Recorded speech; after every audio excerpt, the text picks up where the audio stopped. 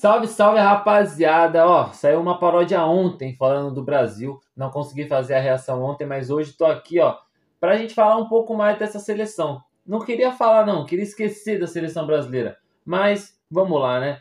Dorival caiu, a seleção ainda tem jeito? Então vamos falar, né, sobre essa questão aí que eu já tinha falado, né, sobre a demissão do Dorival, que ele tinha caído, que eu ia falar um pouco mais sobre isso. Então vamos lá, rapaziada, rapidinho, sem mais enrolações, 1, 2, 3 e play. Já pensou em assistir jogos de campeonatos como Sula e Liberta ao vivo e de graça e ainda ter as melhores odds do mercado no mesmo lugar? É na Stake. No celular, PC, em qualquer lugar. Link na descrição. Stake. Jogue com responsabilidade.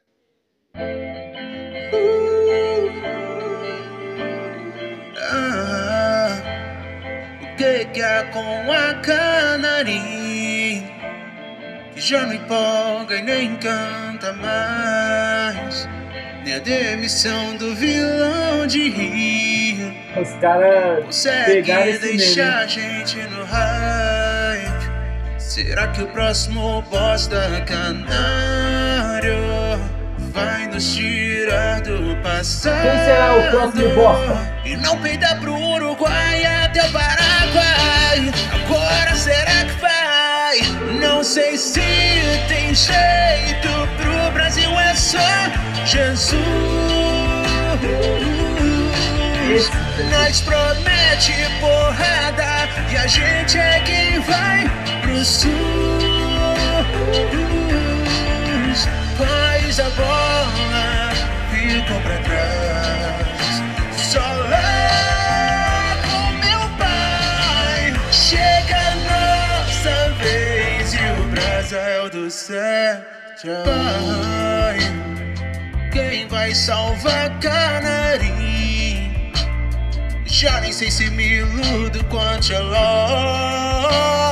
Talvez o carecão e todo seu QI. O Jesus vai ser o tal do Salvador. Lembra aquela seleção dos Ronaldos, com alegria e troféu pro alto. E sonho com o Brasa Prime uma vez mais, uma vez mais. Será que veremos fracassos que nem nos clubes? Tá faltando, né? Nível bola de ouro e não só em highlights do YouTube. Ver amarela não mais pesar. Jogar pra ganhar. Ver os brasileiros torcendo outra vez. Um orgulho. Será que lemos o Brasa com o troféu do mundo? Ultimamente tá difícil. Não sei nem mais seus minutos. Eu não me iludo mais, rapaziada. Eu não tenho mais esperança que o Brasil vai ganhar uma Copa do Mundo tão cedo. Eu acho que vai voltar a ganhar um dia. Porque o futebol é assim, né, mano? O futebol, ele sempre muda. A gente vê uma seleção, um time, um jogador numa situação hoje e amanhã já é outra situação. A volta por cima, às vezes uma decaída. Então, acho que falar que o Brasil não vai mais ganhar uma Copa do Mundo é errado. Vai ganhar. Só que quando? Será que eu vou estar aqui para ver o Brasil ser campeão novamente? Tenho sorte de ter visto em 2002, mas eu era muito pequeno. Eu queria ver uma Copa do Mundo em que o Brasil fosse campeão. Hoje em dia, entendendo mais de futebol, tendo um canal aqui para comemorar com vocês. Como eu falava, né, do São Paulo. Eu queria muito comemorar um título do São Paulo aqui no canal. E eu fiquei por anos fazendo vídeo e o São Paulo não ganhava nada. Até que ganhou o Paulistão, a Copa do Brasil, a Supercopa. E aí eu comemorei. Então, acho que um dia eu vou comemorar um título do Brasil aqui também. Já comemorei, acho que Copa América, mas Copa do Mundo. Vou comemorar aqui com vocês. Espero, né? Porque, como eu disse, eu não sei quando o Brasil vai voltar a ganhar uma Copa do Mundo. Se vai ser enquanto estiver vivo, se vai ser só daqui 100 anos. Mas o Brasil vai voltar a ganhar. Agora, por que não ganhou nesses últimos anos? Culpa do Felipão? Culpa do Tite? Culpa agora do Dorival? Né, que a gente tá mal nas eliminatórias, é culpa do Dorival, sendo que o Diniz começou muito mal também, só que é culpa do Diniz. Eu acho que culpar o treinador é mais fácil, sempre foi assim, até em clubes, né, até falando de times. O treinador sempre é o primeiro a cair. Vários jogadores ali que estão mal não são demitidos, não são mandados embora. Às vezes fica lá encostado no clube por anos. Mas quem que é mandado embora? O treinador. E será que é o treinador o problema? Eu fico pensando nisso, então acho que eu não seria justo culpando o Dorival. Porque ele é um bom treinador, mas na seleção não deu certo. Eu acho que ele era muito calmo, muito frouxo ali para treinar a seleção brasileira. Algumas decisões dele, que eu não sei se realmente são dele, mas algumas decisões dele, convocações, escalações, a forma de montar o time ali dentro de campo não me agradava. Então, com certeza, a demissão do Dorival foi justa, porque ele não estava fazendo um bom trabalho, assim como o Diniz também, que fez um péssimo trabalho no começo das eliminatórias.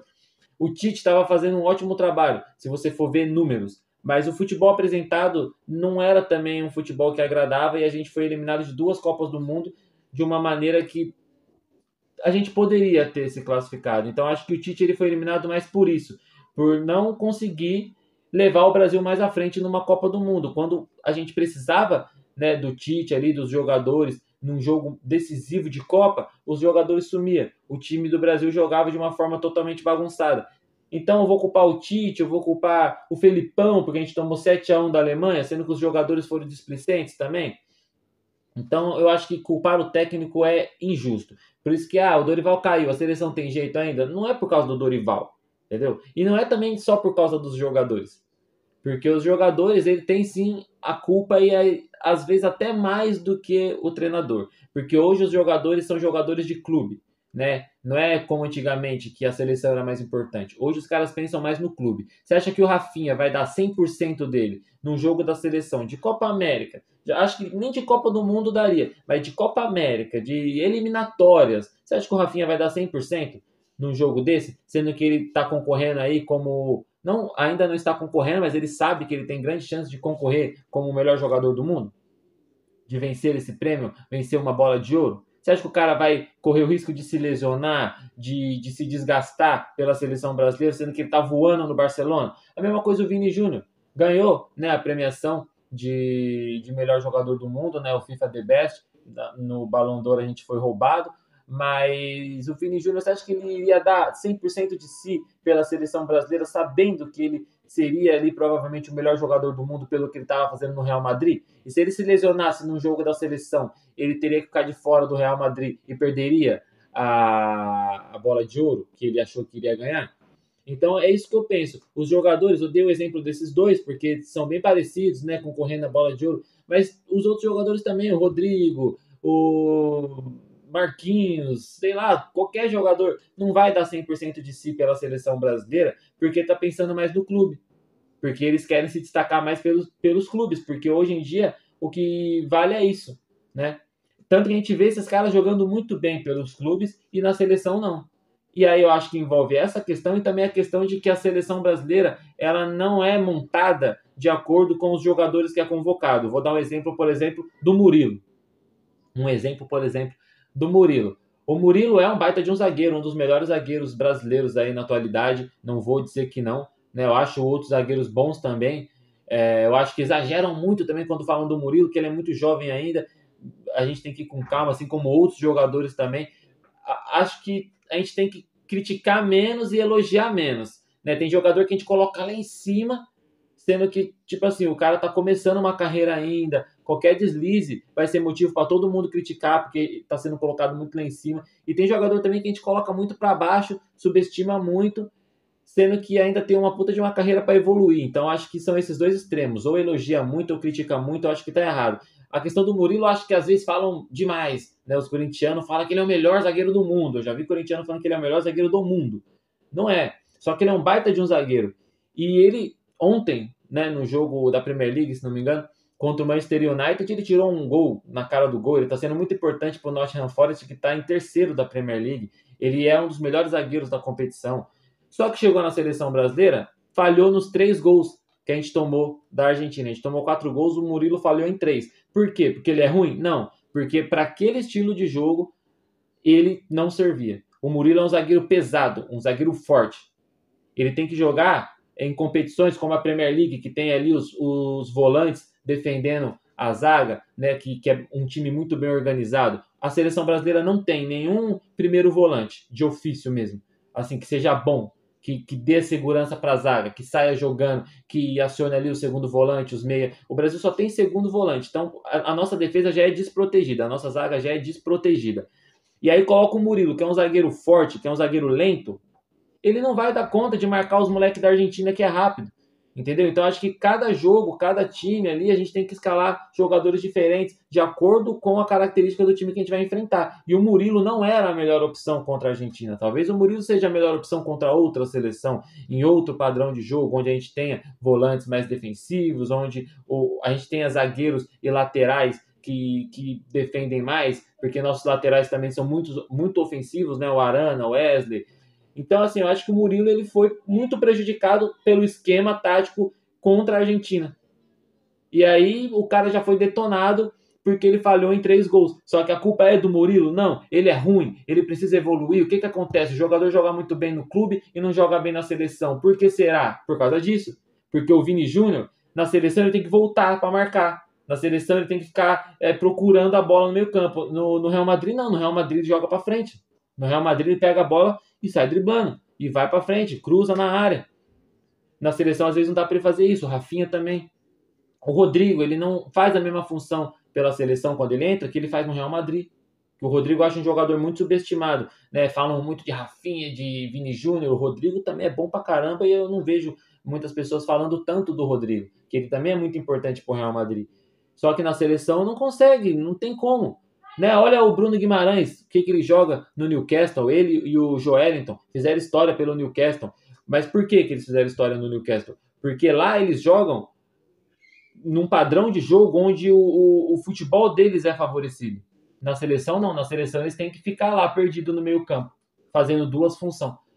Você está entendendo o que eu estou querendo dizer? Então, assim, os jogadores, eles não rendem o máximo que eles podem render, porque a gente não tem um padrão, um esquema de jogo, com nenhum treinador que passou aí, que beneficie nossos jogadores, nossos melhores jogadores. Um exemplo que eu dou é a Argentina, que joga para o Messi, que faz um time onde o Messi consegue extrair o seu melhor e todos os outros conseguem ali, um ajudando o outro, dando o seu melhor, conseguem fazer o time funcionar. Foi assim que eles ganharam a Copa do Mundo. A França também joga em função ali de sempre favorecer o Mbappé. O Portugal joga favorecendo o Cristiano Ronaldo. Pode perceber. Agora a nossa seleção brasileira ela não joga em função dos nossos melhores jogadores. Eles prejudicam os nossos melhores jogadores, como eu dei o exemplo do Vini Júnior. O Vini Júnior é prejudicado nesse esquema tático da nossa seleção. Então, acho que os jogadores eles não rendem na seleção por esses motivos. Primeiro, porque os caras pensam mais no clube do que na seleção e porque os caras não têm um padrão de jogo ali onde eles sejam favorecidos.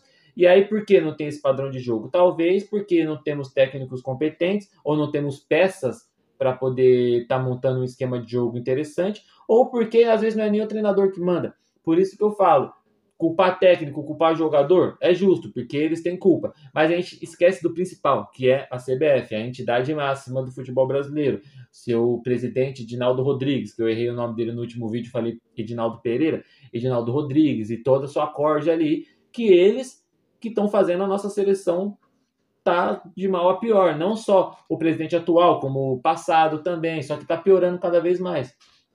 Então, acho que se a gente mudasse, né? Porque não vai mudar. Se a gente mudasse as questões dentro da CBF, tivesse mais profissionalismo, pensasse mais no futebol, em vez de pensar na grana e em outras coisas, talvez ali começaria a mudar. E aí mudaria também a mentalidade de vários jogadores que hoje têm mentalidade fraca, né? Mudaria ali a mentalidade dos nossos treinadores, que a gente era referência de treinador e hoje o Brasileirão tem mais treinador estrangeiro do que brasileiro, se for ver, porque nossos treinadores brasileiros estão ficando para trás, estão ficando desatualizados.